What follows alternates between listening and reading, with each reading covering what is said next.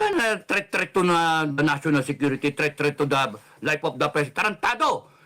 The president is the threat to the future of this country. Tangin na nyo, hayop kayo. She is not a threat to national security, mga kababayan. Tandaan nyo yan.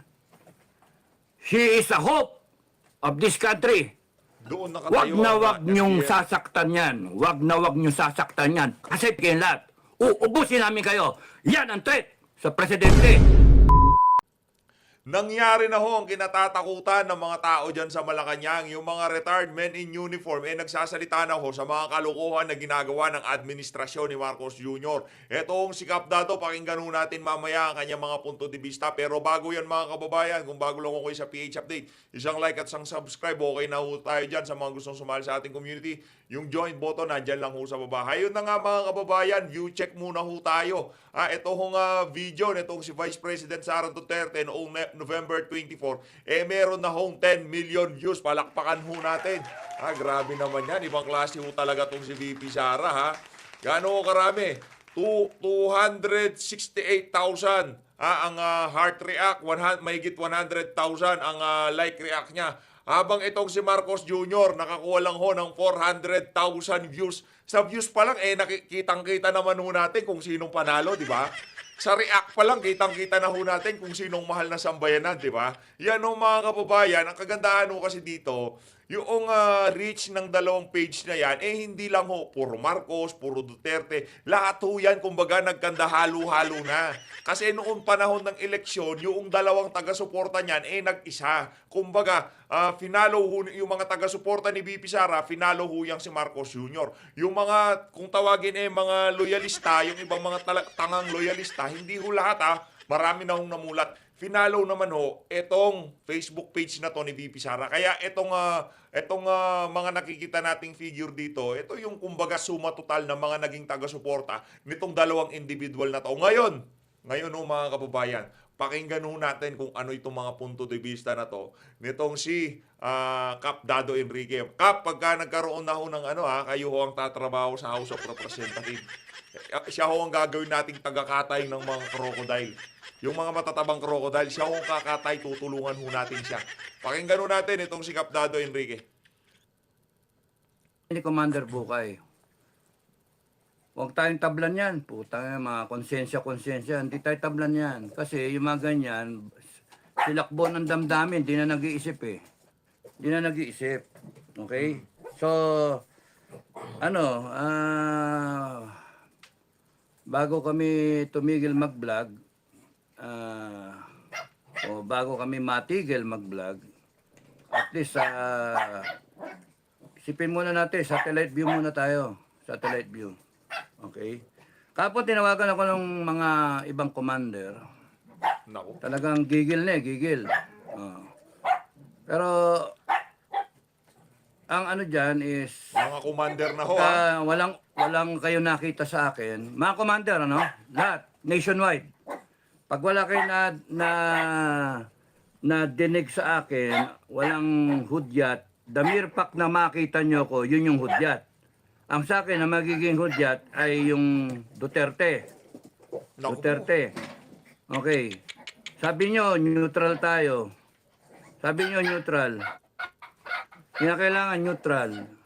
Puti kasi neutral ka, tingnan nyo AFP, neutral. AFP, neutral. Okay. Pati AFP, sasabunin ko. Sorry mga AFP sasabunin ko kayo. Okay. Yung statement in time, minura-mura ang presidente, minura-murang tapos gigil na yung tao. Putangin na ninyo, kayo, BBM. Manggagamit ka talaga gago ka Gago ka talaga presidente ng Pilipinas, gago ka Tarantado ka napakawalang yamo Sa totoo lang. Sa mga maka-BBM, sorry pero gago talaga yung BBM na yan Kita ninyo ang dami problema ng Pilipinas. Hindi siya nagpapakita. Biglang minura siya ni Inday. Biglang lumabas ang gago. Tapos sabi niya, hindi niya papalakpasin yan. Utangin na ka, gago. Hindi mo palalakpasin. Tarantado ka pala Ikaw nga ang dahilan ng lahat ng ito Mapadrug test ka na muna, gago. Padrag test. Yari ka dyan, Marcos Jr. Simple lang naman kasi bakit ayaw mo magpapulburon test. Magpa-dites ka na, Marcos Jr., para wala na tayong problema. Gago. Nayupa ka. Tangina mo, kaya nagkahaganito yung bansa dahil sa iyo eh. Binoto ka namin. Pagmamalaki mo pa yung boto mo, gago. Tangina mo. Mahalaga yung boto mo. Eh, paano yung boto ng isa? Boto ng vice president mo, mas marami yung boto yon. Gago. Tangina mo. Yan, sorry. Mga kapitbahay ko, mano. Kainit ng ulo, kaya ayoko mag-vlog eh. Umiinit ang ulo ko eh. Magsasalita ka, hindi mo palalakpasin. Tarantado ka, pinalakpas mo yung baha. Ang daming namatay. Pinalakpas mo yung kongreso mong magnanakaw. Pinalakpas mo yung komunista dyan sa kongreso. Convicted na, nagko-contempt ng mga inosenteng tao. Putangina ka. Gago, sorry. Gigil ako. Malaga nagpapasorry naman po siya. Hindi nga, dalauyan ang sama ng loob. Hayaan nating ilabas nitong si Kap Dado Enrique, ang kanyang saloobin dito sa video na to. At majority ng ating mga kababayan, yan ang sentimiento dito sa administrasyon na to. Yan makikita natin dito sa mga ganitong klaseng figure. Tingnan nyo naman yan mga kababayan. 10 million, ayan 10 million views sa loob lamang ng ilang araw, 3 araw. 10 million views ang nanood dito kay Vice President Sara Duterte at ang majority ng mga nanood nito gusto nila ang sinasabi ni VP.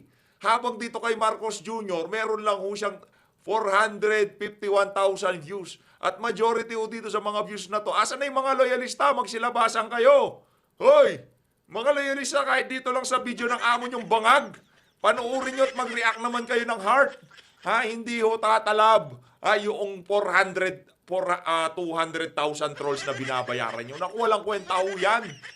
O baka 200, yung iba kinukuha pa yung pambayad kaya hindi nakakapag-react lahat. Dito pa lang makikita na natin ang totoong sentimiento ng sambayanan. Tuloy natin. Bangklase talaga tong si Kap Dado.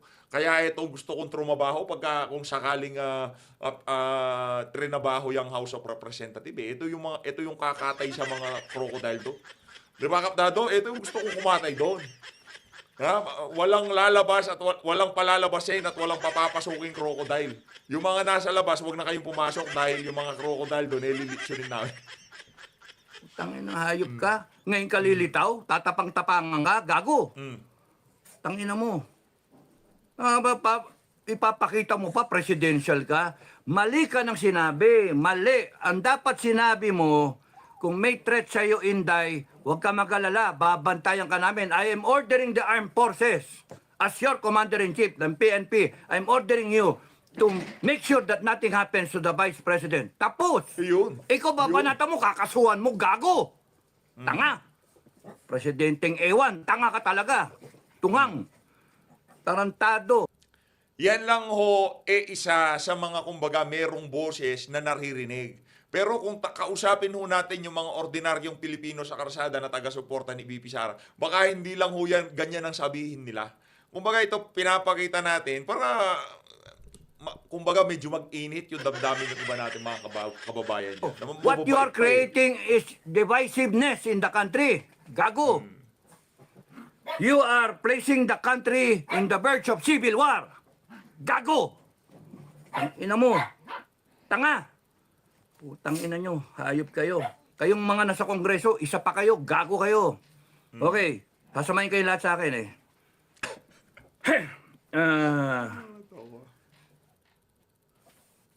Ang ano na to, no? Tanin niyo yung nagtatalong politika. Nagtatalong politika. Kaya nga mini-maintain ko FGF sa gitna tayo. Parang di tayo mawala eh. Parang di tayo mawala. Hanggang walang hudyat, mga ka-FGF, we want to be in the cooler side na nag-iisip, no? Mga Pilipino na nag-iisip. Kasi pagka sumausaw ka dyan, mawala ka eh. Galit na eh. Galit. Ako galit na galit ako pero kinokontrol ko. Kung nadidinig yung usapan namin ni Bukay, ni Commander Metran, galit na galit ako. Kung nadidinig niyo yung usapan ko sa ibang commander, galit na galit ako. Natatawa nga sila eh. Gigil na gigil ako eh. Pero kinokontrol. Kinokontrol namin, ang galit namin. That's Control pa yan ha. Paano na lang pagka hindi na nag-control itong si Sir Dado? courage. Kap Dado. Courage is not just plain na tapang. The stupidity. Plain tapang, the stupidity. The courage is the ability to control yourself. Control your fear, control everything. And perform the mission. That's courage. Yung you do the right things.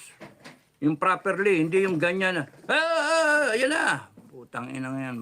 Magano na, magkalsada na tayo. Tangin ang gago.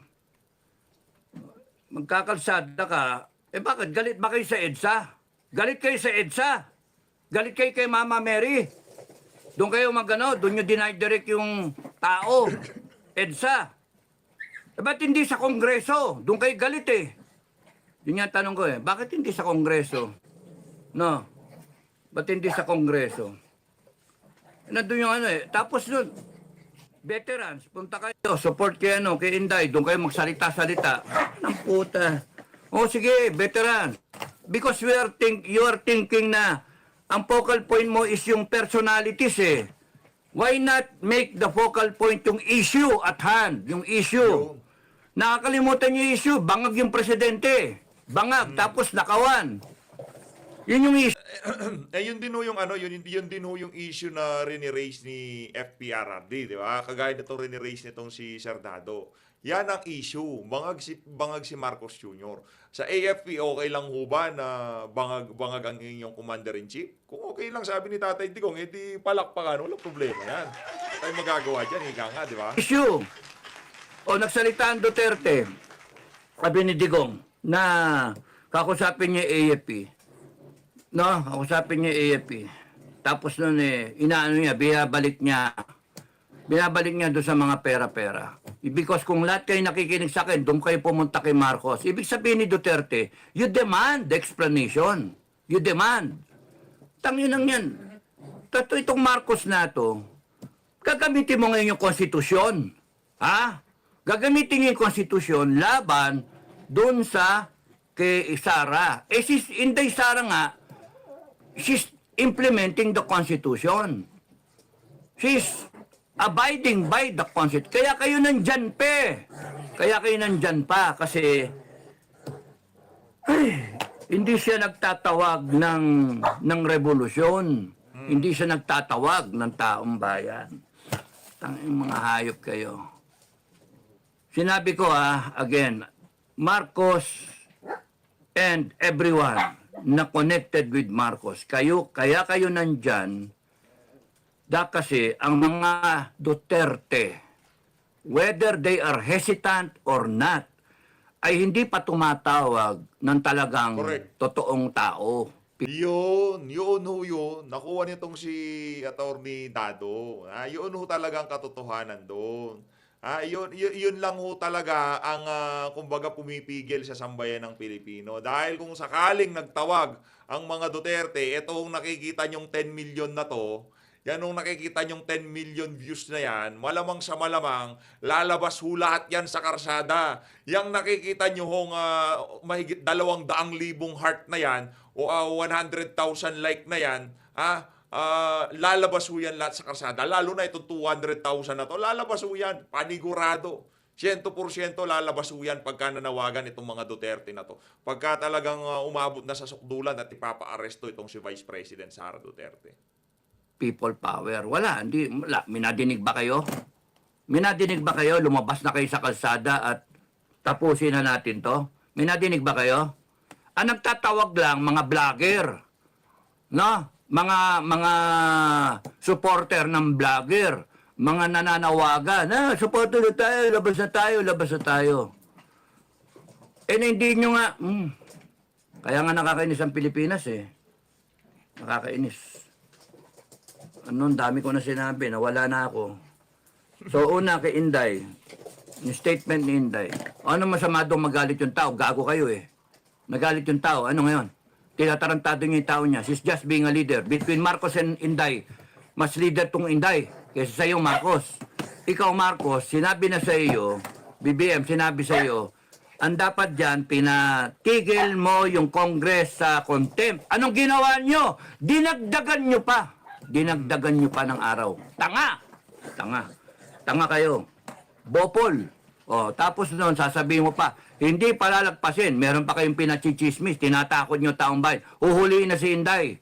Ha, huliin siya, isasapin na sa NBI. Pinapaimbisigan. Sige, kulong nyo! Pinakamaganda dyan, kulong nyo! Kulong nyo si Inday. Tangina ninyo, hindi nyo kami matatakot. Kami mismo, sa FGF, hindi nyo kami matatakot. Mga gago kayo. Naku. Naghihintay lang yung grupo ko eh. Naghihintay lang. Tangina ninyo. Gago kayo. Tapos sa AFP, na, Naku. nabi ko na ba yun kay Marcos? Dapat ang sinabi mo, Marcos, huwag niyong gagalawin si Inday. Hindi mo ginaya si Duterte, no? You still respect tong tanga na to, kahit tanga, you still respect her because she is the vice president. She was elected by the people. Sabi ni Duterte yun kay Lenny. Ikaw, ha? Babanata mo ng hindi pwede kung kaya nilang i-threaten ng isang presidente, how much more ang malit na Pilipino. Gago! Kung kaya nilang nakawan ng ninanakawan nila yung wala talaga yung reasoning mo eh. Bobo ka talaga eh. Tangina mo, pangag ka eh. Binabasa mo pa eh. Hindi galing sa puso eh. Binabasa mo eh. Tarantado. Saan ka nakakita? Alam mo, binaboy mo yung Office of the President eh. Hindi ganyan ang tingin ko sa Office of the President. Taragis ka, hayop ka. Pati kayo, Kongreso, binaboy nyo yung Kongres, hayop kayo, contempt kayo, yayabang ninyo. Mga bopol naman kayo, mga tanga. Mga hayok na hayok kayo sa kapangyarihan eh. Okay, ang issue, mga kababayan, ang issue, ang presidente ninyo, nagdodroga. Yun ang issue. Tapos, nagnanakaw ang kongreso ninyo. Yung mga politiko ninyo, nagnanakaw, kanya-kanyang nakawan. Tapos nun, ang pag-asa nila na mawala sa pwesto, ang pag-asa ng kababayan na mawala sila sa pwesto ay si Inday Duterte. Si Inday Duterte, tangina ninyo. No? Kaya kinakailangan nilang pigain si Sara Inday. Ngayon yung ginawa ni Inday, nagsalita, no? Is she a threat to national security? Of course not. Putangin na sino nag-a-advise dyan sa presidente national threat, no? Ang threat to national security is a president na nagdodroga. That is a threat to national security. Corruption is a threat to national security. Corruption, a threat to national security. Kasi pagka nagnanakaw ka, hindi umaabot sa mga kababayan natin ang dapat na serbisyo. Hindi nabibili ng armed forces yung kanyang dapat bilhin na equipment. Therefore, mahina yung armed forces. Kaya threat to national security. Hindi nagagawa ng gobyerno yung dapat niyang gawin in terms of services, in terms of delivery ng mga dapat basic needs. Yung food security natin, import tayo ng import. Therefore, yung pagnanakaw ng Congress is a threat to national security. Yung droga na yan is a threat to national security. Mahina. Palakpakan muna natin itong si Kapdado. Ang tagal na natin di nagagawa ng reaction itong si Kapdado. Bigla ho natin napanood to. Bigla ho tayong grabe. Sabi ko, ibang klase talaga itong si Kap. Palakpakan mo natin. Kapa, pagka kakatayin na natin yung mga buhaya, ikaw kakatayin ng mga yun. Matindi ho yan. Nung kinukwento niya kung paano niya kakatayin yung mga buhaya dyan sa House of Representatives. Naku, baka bumilib ho kayo dito kay Kapdado. Kayo pa kayo? Congress is a threat to national security. Yung ginagawa niyan, nandyan yung NPA. That is a threat to national security. Bopol, kayong lahat. Tangina ninyo. Tapos pipilit nyo, Inday is a threat to national security. No, Inday is a threat to your political ambition. Mga gago. Yun, palakpakan ho natin itong si Kapdado. Yun ho ang katotohanan doon. Ang galing talaga. Tangina nyo, gagaguhin yung taong bayan. Inday Sara Duterte. Kung gusto nyo ho ang sinasabi ni Kapdado, isang heart, isang subscribe at isang comment dyan mga kababayan. Is a threat to your political ambition. Is a threat to your activities of corruption. Tangina nyo. And we will polarize. Para kay Inday, maggago kayo. Gago talaga kayo. Gigil na gigil ako eh. Okay. She is not a threat to national security, mga kababayan. Tandaan nyo yan.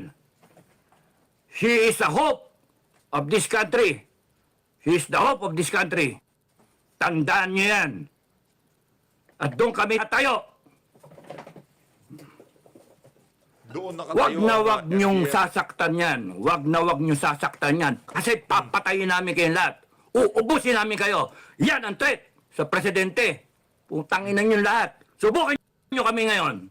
Gago Good. kayo. Ako si Kapdado. Yan ho ang sentimiento na majority sa ating mga kababayan ngayong mga panahon. Subukan nyo saktan itong si Vice President Sara Duterte. May kalalagyan kayong lahat. Tangina ninyo. The only reason kaya kayo nandyan is because yung taong bayan tanga. Hindi kumikilos. Hindi the people of the Philippines cannot get their acts together. The people of the Philippines do not know their power. All power emanates from the Filipino people. All power. Tangina nyo. All authority comes from the Filipino people. Pinsan ho siya ni Tatay Diggs. Huwag na ho kayo ito. Pinsan ho siya ni Tatay Diggs. First cousin. Tapos ganyan kayo? Armed Forces. Armed Forces. Sorry pero alam nyo, dapat noon pa. AFP, Browner, General Browner, Omet, at PNP, General Marbil. Last call na to, last call. No? At sa mga opisyal at mga tauhan ng Sandatahang Lakas at ng Philippine National Police. Huling call na to Noon pa dapat kayo tumayo. Noon pa. Pinagbibigyan namin kayo pinapanood namin kayo Galing kami dyan sa loob Pinagbibigyan namin kayo. Parang isang dating Pangulo na sabihin na kakausapin niya ang AFP at magbibigay ng options. Hindi nyo ba nakikita na the president, the former president is becoming excuse me, yung mga aso tumapanik the president is being desperate already.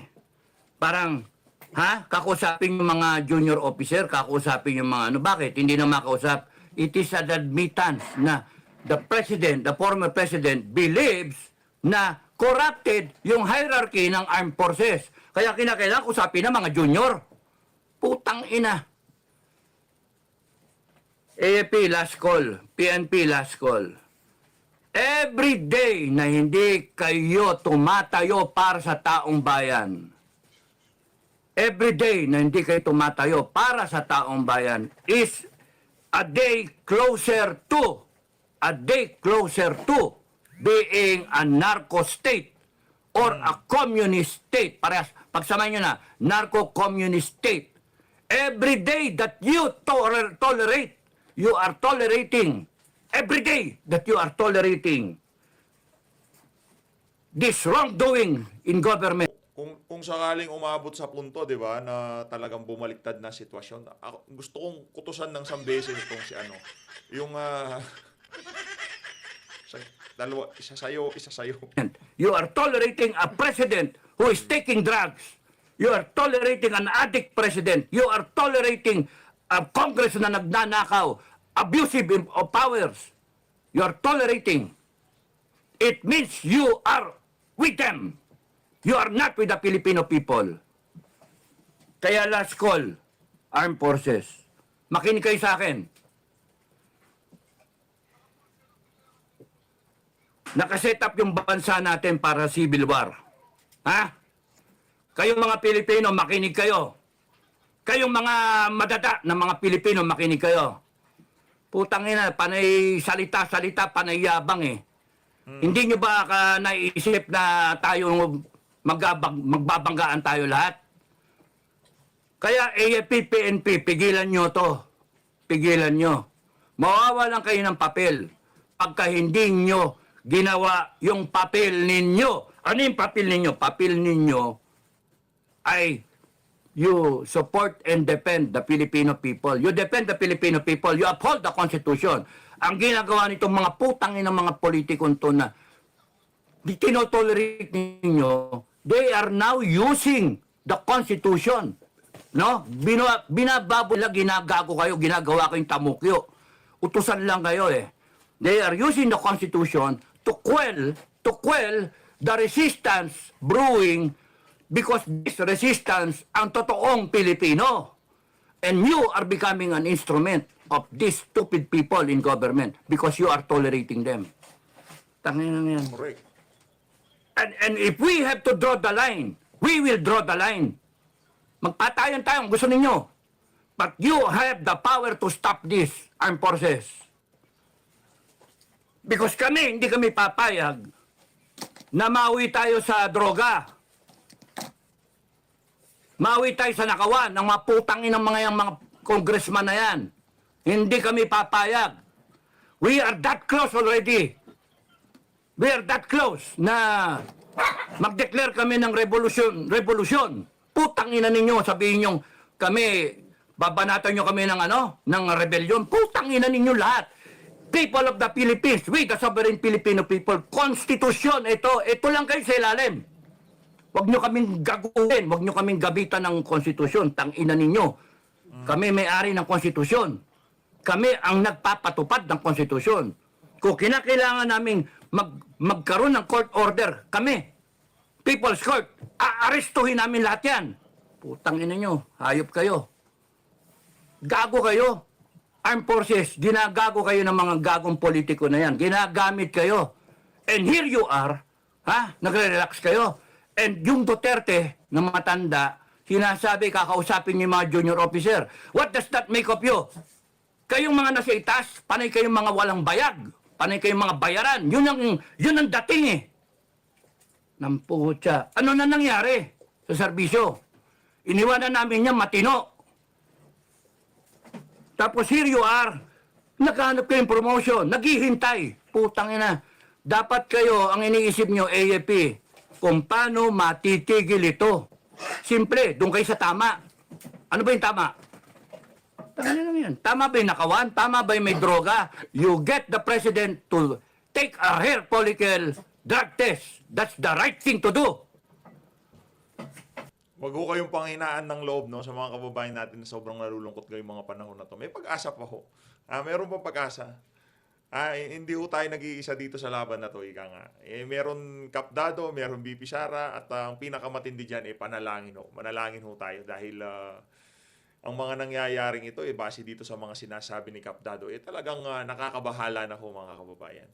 Nakakabahala na ho. Hindi sinusubukan ho nating imaginein itong mga senaryong sinasabi nitong si Kapdado. Nakakatakot ho yan, sa totoo lang.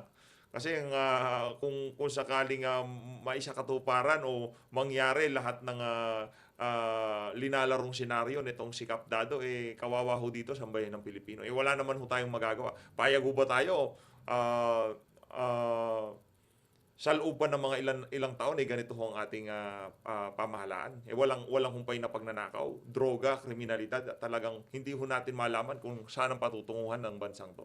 Kaya kailangan ho talaga nating maging handa sa kung ano mang susunod na mangyayari dito sa bansa na to. Kailangan ho nating maging handa.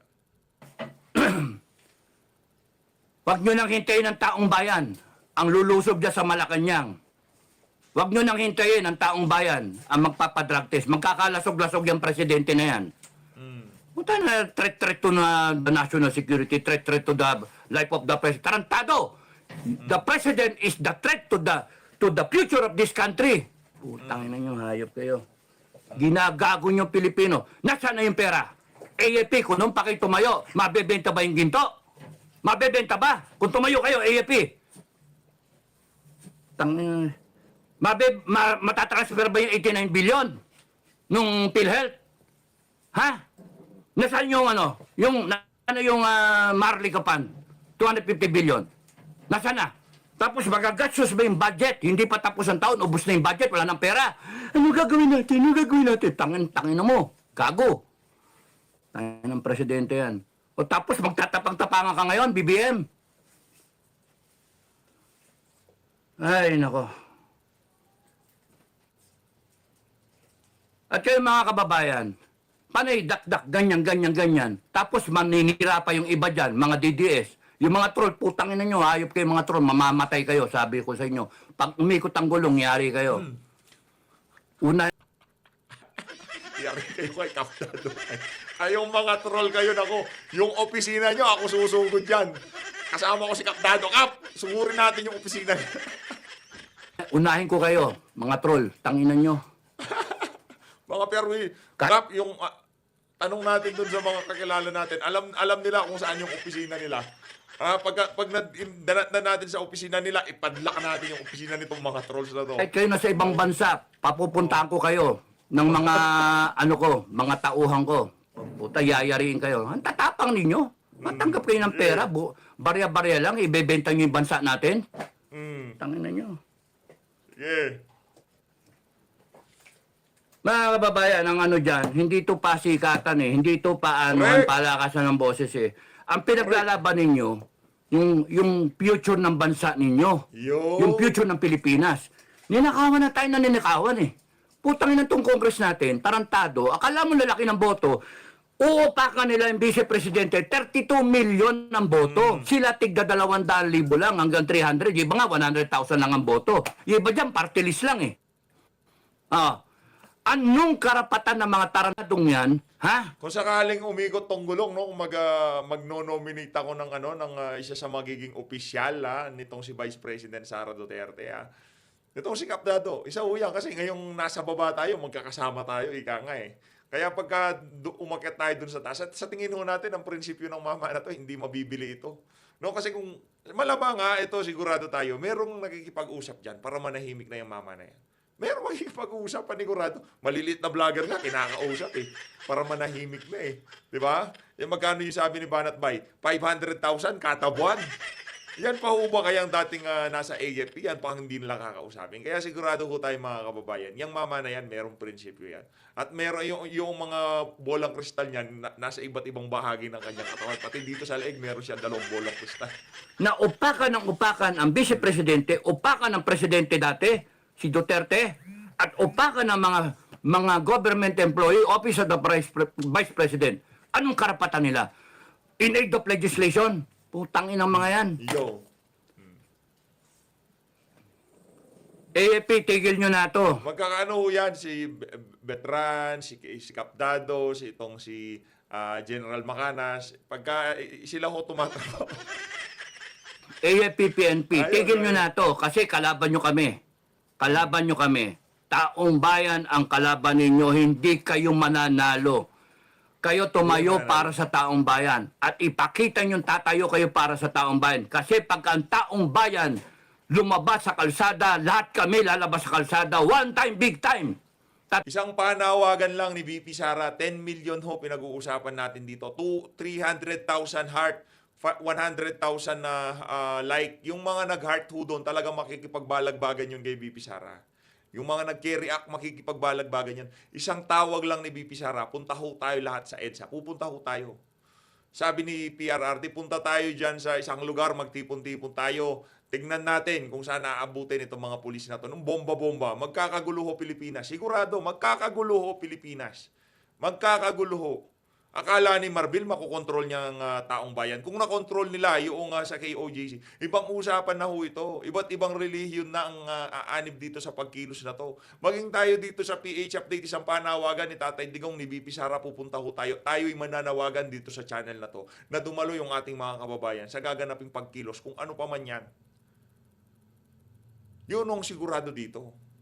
Kaya wag nyo nang hintayin na umabot tayo doon sa punto na yun dahil hindi nyo magugustuhan na magiging resulta niyan. Panigurado. Tapusin namin to. Anong petsa ngayon? 26 ngayon. Magpahinga kayo mga kababayan. Mag one time, big time tayo. 29, lumabas tayo. Kinabukasan, araw ni Bonifacio. One time, big time. Lahat kayo ng mga Duterte. Lahat kayo. Duterte, mismo lumabas ka.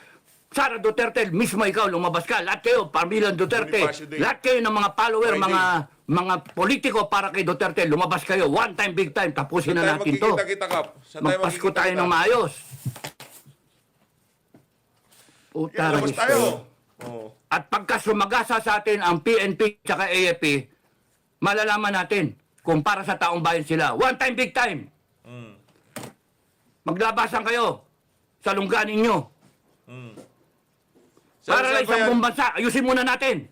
Wala munang negosyo, wala munang mga kain-kain sa restaurant, wala munang mga mga kabit-kabit. Putang na yan. Yung mga may bet ka dyan, wala mo nang saugo. Ano muna tayo? One time, big time. Anong petsa ba yung 29? Ano yung 29? Friday, Friday Cup, Friday. Anong araw yun? Ano ba Mag-iisa yun? tayo dyan, mag-iisa Wednesday, tayo dyan. Tuesday. 26, 27, 28, 29. Biyernes. Oh, Friday. Oh, alamin ninyo kung saan kayo pupunta. Hindi, sa EDSA ba? Sa EDSA ba o sa Kongreso? Saan tayo? Ako, Saan? type ko sa Kongreso eh. Oh, Gusto ko isa lang yung Kongreso na yan eh. Putang. Yo. Ito ang gusto ko kay Kap. Kap ha, yung mga krokodil natin dyan. Ng mga yan. Ano yung abusado? Oo. Naku, uubusin kayo ni Kap. Kayong mga PNP na haharang, no? Kayong mga crowd control, ha? Kayong mga PNP na crowd control, magsuot kayo ng puti na ribbon, ha? Para ipakita ninyo, para kayo sa taong bayan. Pulis ng taong bayan, ha? Pulis ng Pilipino, hindi Philippine National Police. Baguhin na natin yung pangalan. No? Pulis ng Pilipino. Puta lang yan. Baguhin na natin. Pagka nakitang nakaputi kayo, hindi kayo sasaktan ng taong bayan. Hindi kayo, anuhin, protektahan pa ninyo yung taong bayan. Pero yung tumanggap kayo ng order at gawin niyo, titirgasin niyo yung mga tao.